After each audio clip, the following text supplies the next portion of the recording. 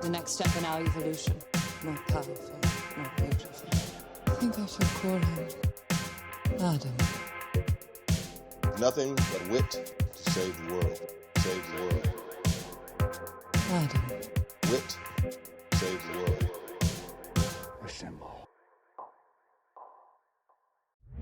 3, 2, 1. Ooh. Yeah. Well, we bought champagne. So we bought champagne. We both cheaped out really hard, so we both have twist off. Cheers to that. Ooh, little cheers to that. Well, man, 10 episodes in, we both decided to go out and buy champagne, to really celebrate. If you're out there listening, crack a bottle. Crack a bottle. However you're streaming pod, hit pause on that, go to your liquor store, get a bottle of champagne. Yeah, we'll Put wait. on your tux. Adam and I are both wearing tuxedos right now. That's true, Go get your tux. Yeah, come back. There's no rush here. Yeah. We do. It is helpful for us if you do finish the episode. But yeah, 10 episodes in, man, we've really seen some things. We've really gone through some things. The critics said we couldn't do it. Make it to 10, it seemed like this impossible challenge. I do love when we first started talking about doing this, you said, hey man, who knows? Maybe we do 10 episodes, we don't ever do another one. We don't currently have an episode pick for 11, so this could be this could be it. This could be a moratorium. As always, I'm Adam. I am Witte. Adam and Witte Save the World. It's in the title. So what are we doing here today? We're celebrating. This podcast, Adam, was founded in the modern COVID era. Yep. In celebration of our Big 10 episodes, we have got a very COVID-relevant film on the docket today. Oh, yeah. We are reviewing Host. British found footage horror movie, and the whole thing's shot on Zoom calls. 6 friends hire a medium to hold a seance via Zoom during lockdown, but they get far more than they bargained for as things quickly go wrong. This is like a Shudder original. Yeah. Adam, who's in this movie? It was directed by this guy named Rob Savage, award-winning writer and director. He did a movie called Strings at age 18 that did really well in the festival circuit, but most of the stuff that he's done have all been like shorts and things that I've never heard of. The movie, like I said, was completely shot during quarantine. All of the actors in this that we're about to go over did this all remotely, set up their own cameras, lightings, and even stunts.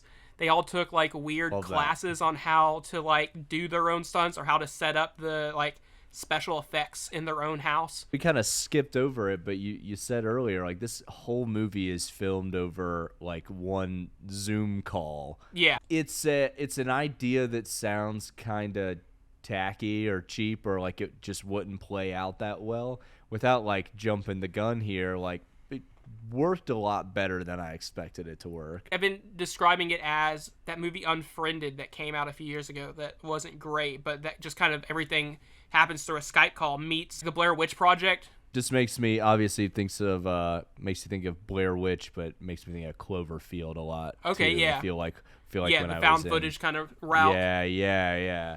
Just that it felt like there was like a 2 or 3 year period in like high school or college where they were just doing a lot of that. Yeah. Like jumping on that kind of trend of the found footage thing for just a cheap, easy way to make a horror movie. Yeah, the Blair Witch Project definitely kind of started it, but there was kind of a big lull. It didn't really pick up as much until like, Paranormal Activity really like. Yeah, that's that was right. kind of the movie that now every movie's going to be a found footage movie. Some good, most really bad. The cast of this, very much like the movie, a lot of them have not been in a lot of things. And most of them, like the Blair Witch style, they all use their real first name. Yeah, and it's one of those things, right, for this kind of movie, if you had an actor that you knew, it would really break the kind of fantasy that the movie's putting in front of you. They're trying to sell you on a lot more realism than a Hollywood film is traditionally. And so if Kevin Bacon walked around the corner, it might pull you out of things a little bit. They have like a couple of other neat things like that where one of the characters, her name's Caroline, her dad is in the movie. It's one of the only other characters in the movie that aren't actually like an actual character, you know what I mean?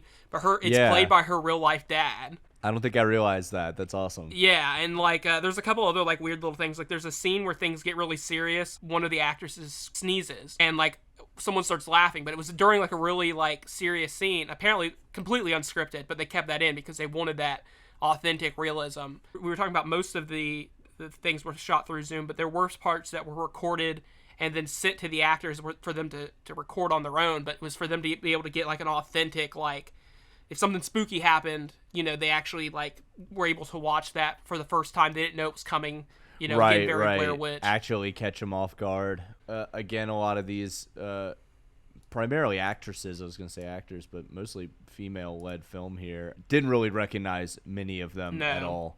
Yeah. I think Gemma, she was in Wonder Woman as one of the Queen's Guards, so like kind of like a background, cool. but one of the bigger movies. It's hard to even view the Haley character as like the lead. They're once they get on the Skype call, they all kind of feel like they've got equal screen time. They're all on the same call. Yeah, literally equal screen time. Let's start talking about this movie. The movie starts off with a very familiar scene, as you and I may know. Nice little Zoom call set up, trying to figure out like how to make sure your camera's on, get the mics going. Haley, who is our main character, she pops up on the screen through the Zoom call. She's walking around her apartment. Her closet door opens up, and things start falling out of the closet. It's just kind of like, ooh, spooky already. Little introductory jump scare. Yeah, and then we start hearing things tapping on her window. Come to find out, not spooky at all. She just packed her closet way too full, and her friends outside throwing rocks at her window. And that's when we meet Gemma, who I love. Is the new love of my life, this Gemma character. Okay. Just to throw that out there. Let's dissect this. We get a pretty funny scene where they start FaceTiming together, and I guess Gemma lives kind of close to our other character, Haley. When Gemma gets home, she pulls out her laptop to move from her cell phone to her laptop, and we get the kind of double audio because she's got both on. She's trying to figure out how to turn off her phone. It was funny. It was just as frustrating in the movie as it is in the real world. Gemma seems like a capable young adult, but just takes way, way too long to figure out this just hit end on your phone. Yeah, thing. as the new love of my life, I try to give her the benefit of the doubt, I kind of hated Gemma. Okay. She's the source of all the frustration in this whole movie. Yeah, we'll get there. Love's not perfect, Witte. Basically, we find out we've got 6 friends, and I will name them now. We've got Haley, Gemma, Emma, not to be confused with Gemma, Caroline, Radina, and then our boy Teddy. Our boy Teddy. Teddy feels like such a strange addition to this film. It's like, hey, we need a guy. Teddy. It's a movie about a bunch of girlfriends like on the phone together, and it was basically like there are no male characters in this movie unless we get our boy Teddy in here. Not to be mistaken, by the way, with Teddy from our world famous second episode where we the scariest movie we've recorded so far. Yeah, scariest movie we recorded. Go ahead and put him on the screen right now. So we'll do him. We'll put up the picture of him as Cyclops. We'll put up the picture of him with a cowboy hat. We'll put him in a Zoom call. Commemorate him. Cheers to that, bud. Hey, cheers. Cheers to Teddy. We get like a little character arc for each of these people, like a 5-second thing. We find out Radina's having problems with her boyfriend, who actually just recently moved in during quarantine and decided to live together, and it's not going well. Classic. Teddy's been real flaky. Apparently, he's got a new girlfriend. He's been staying with her at her parents' house during quarantine. They hate her. And they don't like his girlfriend. Yeah, there's a lot of humanizing going on right now. It feels very real. It's what the Suicide Squad should have done, right? Yeah. They're Suicide Squad needed Teddy. Yeah, they're much more organically giving me like 5 characters at once. Yeah, Teddy does feel a lot like Slipknot, though he does not die in the first 5 minutes of the movie. No. Oh, spoiler warning. Oh, yeah, let's go ahead and drop. Wait, this is a good spot for it. We usually do it too late or too early. We're not implying one way or the other with Teddy, but also completely let's go ahead unrelated. And drop a big ol' spoiler warning. Adam and Witte spoiler alert. Adam, let's take a look back at all the great spoiler warnings. Okay. This is our this will be our segment of the week. Adam and Witte look back at spoiler warnings. Pretty loose, abstract spoiler warning, right? Also, at this point, we're going to have a ton of spoilers. Spoiler alert, boom, spoiler alert. I guess at this point, we should have a big spoiler alert. Spoiler alert. Our world famous spoiler alert? Yeah. Ooh, you know what? Spoiler warning. This early? heads up, team. We're talking about a movie. We'll drop a spoiler alert. Yeah, I'm expecting a lot of clapping effects this episode for sure. Lots of like round of applause. I'm telling you, if this isn't the biggest circle jerk we've ever done, this is not our 10th anniversary, 10th episode. Oh, God. Can't wait till we get to 20. So our 6 characters are doing they're doing these like Zoom events where they've got like different things. We don't really go into detail too much of like what the previous weeks have been, but this week, as you said in our world famous Witte does a summary of movie, we realized that they're doing an online seance with a medium named Salin. And if we wanted to take a look back at all the great synopses that we've done. Sonic's fighting Robotnik, crushes a bot, and holy shit, there's a little baby bird. Invisible Man, yeah, it's a movie. All right, so hopefully that's the last of those that I'll have to edit in here. It's gonna take you like 2 weeks to edit. There's a couple of things going on in the movie now. We've got our characters are taking shots. You know, they've got drinks, and Haley is telling them to like, this is her friend. She kind of wants them to take it serious, like she knows this woman that's running the seance personally. So they're like, well, can we not drink? And there's a lot of great scenes of them like trying to drink off camera. But it's very much not off camera. Yeah, what is it? They say something like every time she says like astral plane or something like they take that, a shot. that they're gonna take a shot, and they're just all like barely on camera. Yeah, do like that. They do say, which I think is pretty great, that they do cover this. They say that the energy that would be needed in a seance can be transferred through the internet. I love that. Because, you know, with a seance, like I like watching like, you know, horrible, basically reality TV ghost hunter shows where they do the seance. You've got to lock hand in hand, and it's all about the transfer of energy and letting the spirits use that energy to enter into our astral plane. Cheers. I guess the implication here is supposed to be that well, she says something along the lines of like anything can be a conduit, like you just have to let it be or whatever. Yeah. I don't know, there's a lot of energy in this podcast right now. Yeah, who knows what we're summoning. You know what, Adam? Let's take a look back at all the great seances we've done over the years. Wait, you gotta... Spirits from beyond the grave. If anybody's here with us, please communicate. No! Ah! Wait, we said we would never talk about this again, man. There's no telling what we summoned. Pretty much as soon as the seance is about to start, Teddy leaves due to his girlfriend coming up and just being like, hey, we're going through a tunnel. We got to get out of here. And she like ends the Zoom call. More than anybody, Haley is, one, maybe kind of a believer already. Yeah. That's established. But two, is just like trying not to have everyone laugh in this woman's face, in Salin's face. Yeah. And so she's getting kind of pissed. Everyone's taking shots. Teddy's goofing off and leaving. Caroline shows her bit of the green screen where it's like her walking in the room. Oh yeah, I do like that. Yeah, it's like the Zoom background where it's like a duplicate of you over there putting the laundry away. They lock hand in hand virtually. They've all got candles lit in a personal item. I think Teddy had brought in like a music box. Like everybody had like a little thing that they were supposed to bring with them. The woman says, anybody know like a name that starts with a J or something like that? Classic putting the feelers out there. Yeah. And so Gemma goes, yeah, you know, I had a friend named Jack and he committed suicide by hanging himself. She starts to cry. And Gemma looks really worked up. She's kind of shaking. Everyone really like... In the movie, kind of, you think, like, is this popping off this quickly? Is this the best, like, medium in existence? But then, like, something happens and Salin drops from the call. She gets, like, a knock on the door or something. Gemma kind of lets them know that she's joking. That she just wanted to do that for fun. That there's no one named Jack. No one committed suicide. And it did work. Like, everyone else on the call got all freaked out and goosebumps and, yeah. I think Gemma even, like, blows her candle out without them knowing just to kind of, like, make it seem like it's, like, a big thing. So Haley gets really upset kind of immediately.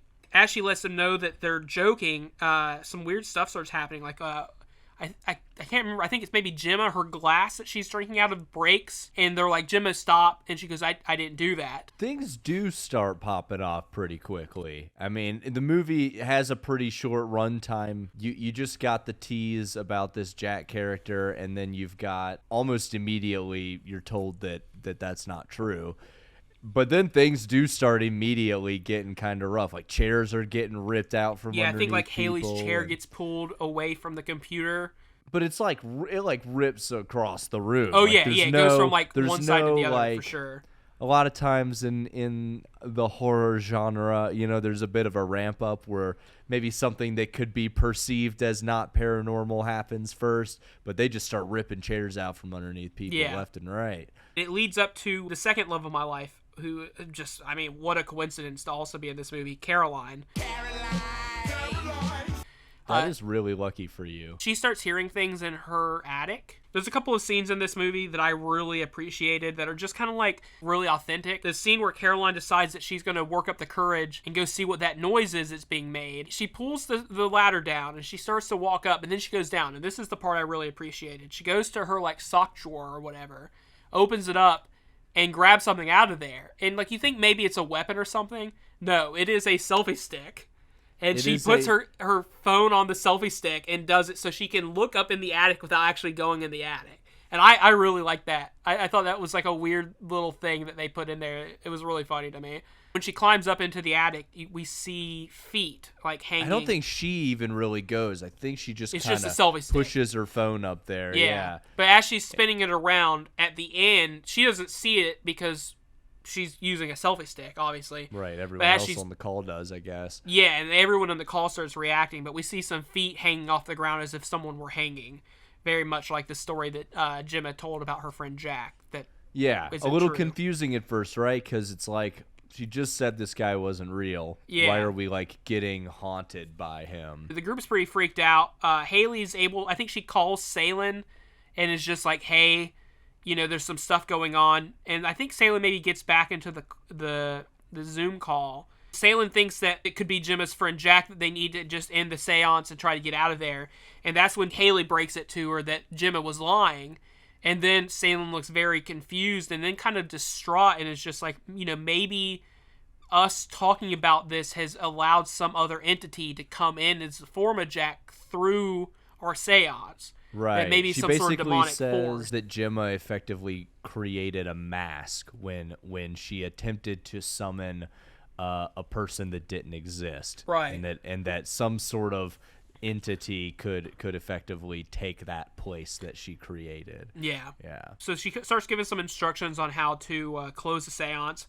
But during the closing process, Salem, who's already, she's had a busy day as it is, she gets attacked. I rewound and watched this. It kind of just looks like she's like sitting next to a shelf and like the whole shelf just kind of collapsed on her. Yeah. Something like that. We start having more people drop off. We have Caroline. She drops from the call. It kind of makes you think maybe some people are like leaving because they're scared. Glasses are breaking. You're hearing footsteps and stuff.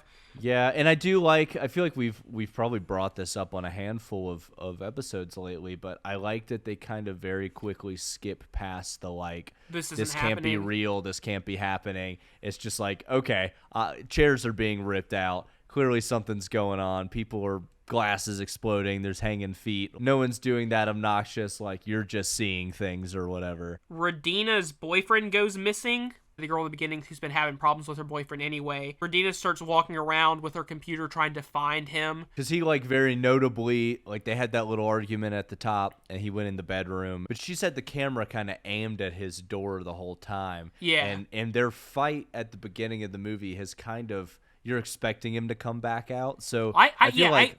the whole time I'm thinking he's going to come out and, like, murder her.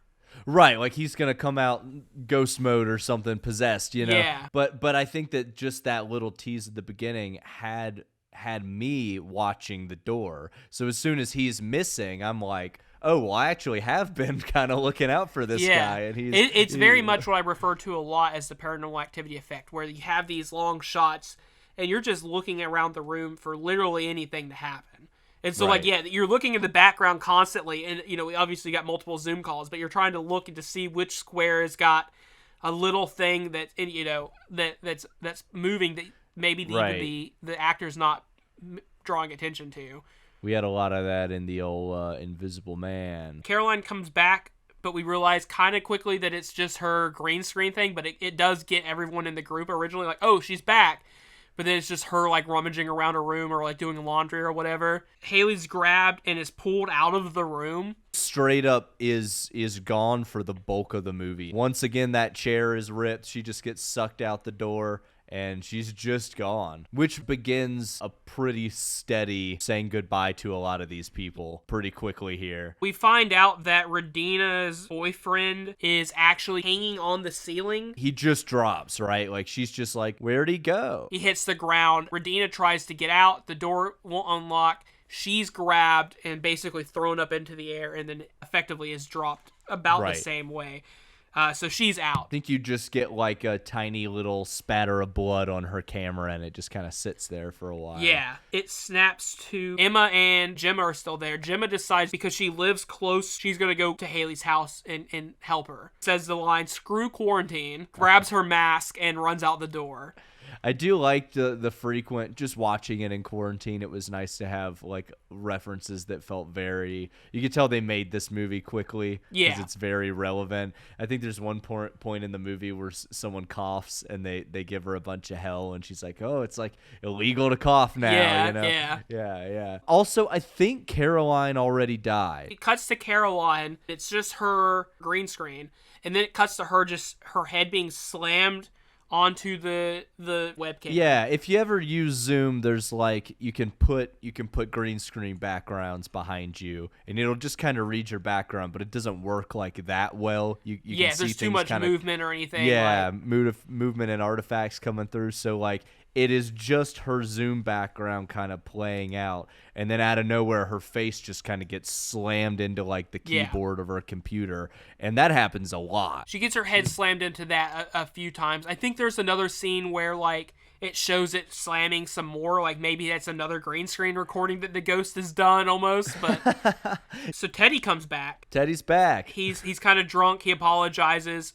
Emma is crouched up in the corner because she has seen two of her friends or three maybe of her friends be murdered live on stream. We should just say it was a really great mood change. Teddy's camera just comes back on and there's like this creepy old doll that was in the background of his shots earlier in the movie, and it's very much played like things have gone really bad at Teddy's house too. Yeah. And then Teddy just comes in like, nah, we're good. We're just getting drunk over here. How's the seance going, team? Almost immediately, his girlfriend, he sees her outside the pool, and like he's like, hey, come inside. Like something's happening, and she gets her neck snapped.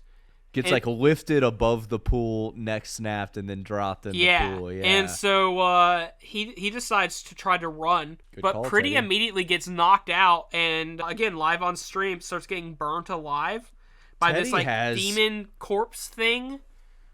Teddy has like the worst experience of all of them, and he has barely participated in this thing at all. Yeah. Teddy, he sees his girlfriend's neck snapped.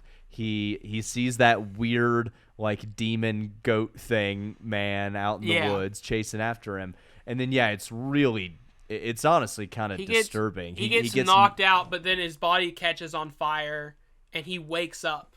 Yeah, he like wakes up with it like already burning through his head. It's really it was pretty visceral. I didn't like watching that. It was rough.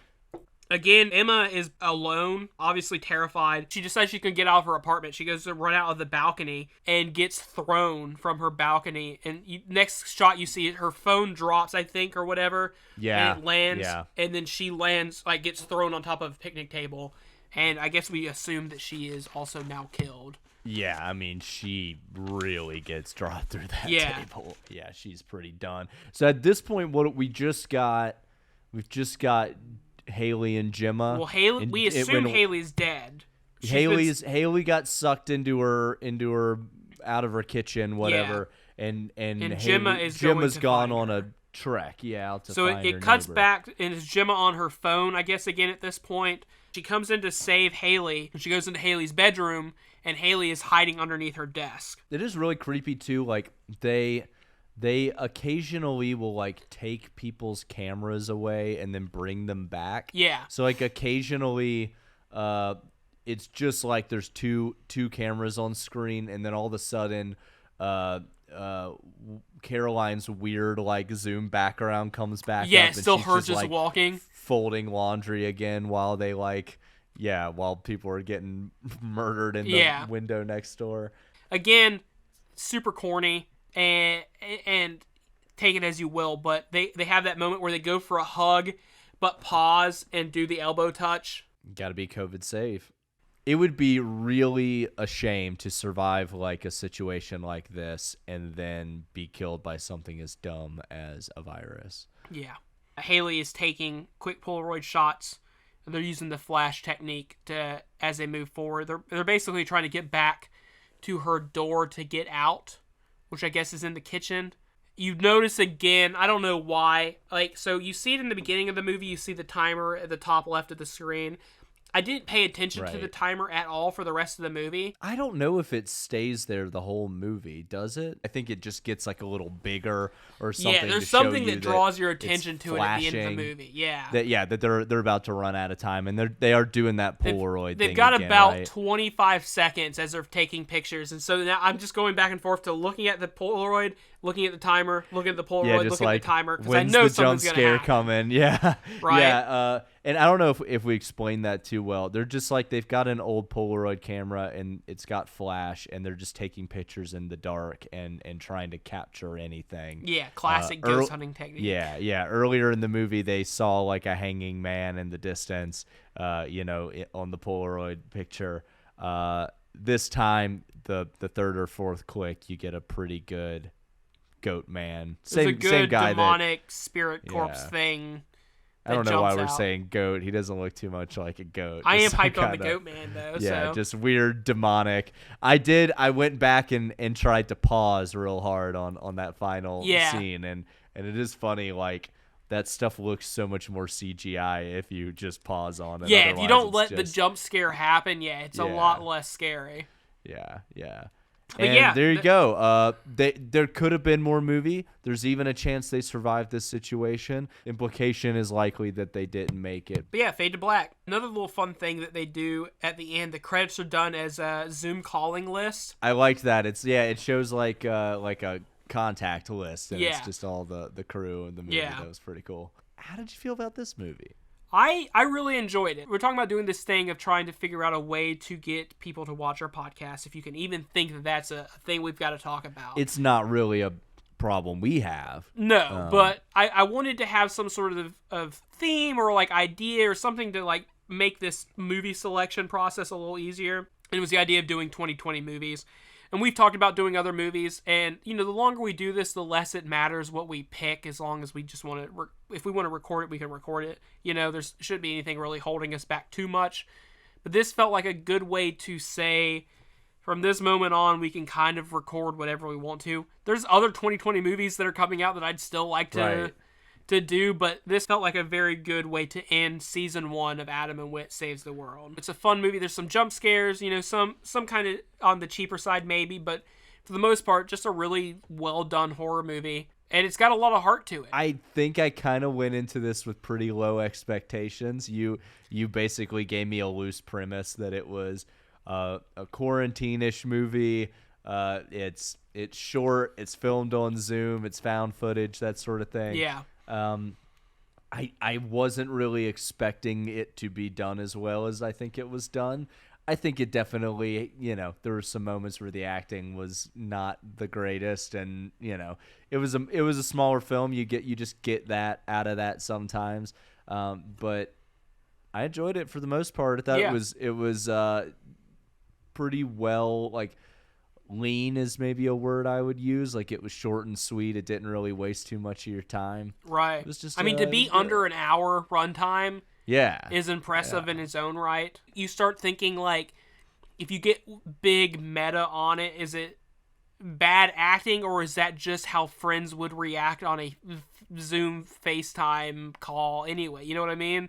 Right, like just some kind of stiff behavior. It is interesting. The more you think about it, you start thinking of like, well, obviously they are all actors, but in the sense of a found footage movie, do you want Daniel Day-Lewis performing a monologue on ghosts? Right. You know what I mean? Fair enough. Overall, pretty good. Ironically, we usually talk about one, do we like it? Would we recommend it? I have told so many people about this movie.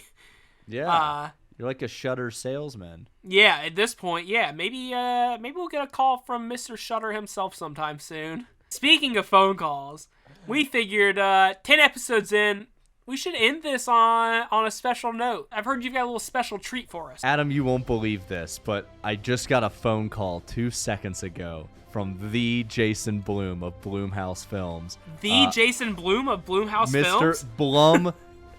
Apparently, he is a huge fan of the podcast. We're obviously big fans of his movies. We have done many a movie. Productions. Hang on. Give me 2 seconds. I'm going to patch him in. Jason, is that you? Are you on the line? Yep, this is Jason. Jason, thanks so much, guys, for having me on here. Super excited to be here. Yeah, man. Jason Blum. Thanks for answering the call. I know you're pretty busy. You've got some movies coming out. For you guys, I always have fucking time. I really do, and so much so that honestly, we'll interrupt shoots sometimes just to catch up on the work you guys are doing. You really, listen. Really proud of you guys. Oh yeah. Long time listener, first time caller. Well, with you saying that, man, like, what's your favorite episode so far? There's just too many. There's too many to pick one. There's just too many. I'm so happy that you guys made the big 1-0 here. Jason, this is so cool of you to reach out. Man, we're big fans of yours. It sounds like you're a pretty big fan of us. We don't really want to take up too much more of your time, but we really appreciate having you here, man. Yeah, for sure. I definitely gotta get back to this big budget film I'm working on now. And you never know, maybe you guys will pick it up for a review. For sure. Really what we go for. Yeah, Jason, we will definitely be recording your next big hit. Thanks for being on the line. Thank you, guys. Witte and Adam save the world. Witte and Adam save the world. Well, thank you so much, Jason. We're so glad to have you. Thank you. Dude, that's totally gonna fucking work. Yeah. Yeah. No, I'll just PayPal or Venmo or what's your thing? Venmo's probably. Okay. Wait. You're not muted. This is still live. We're going through a tunnel. So hyped on Will when you joined. Said Jason Blum was in the chat. Oh yeah. Also, Nick Cage left us the voicemail while we were on the phone with Blum. I really love Adam and Witte Save the World. It's really the best podcast ever, and I really think that they're the greatest podcasters for movies I've ever heard, and I'd really like to take them for a steak dinner later and maybe hang out with them and really have them review one of my movies where I know they already did, but make my opinion on it. So we really could, get together and really kind of contribute our minds together. Hey man, was that Nick Cage? The next step in our evolution. More powerful, more beautiful. I think I shall call him Adam. Nothing but wit to save the world. Save the world. Adam. Wit save the world. Assemble. Let's go ahead and get this on tape, Adam. Cheers. Fucking did it. Hey, Big shouts 10. out, man.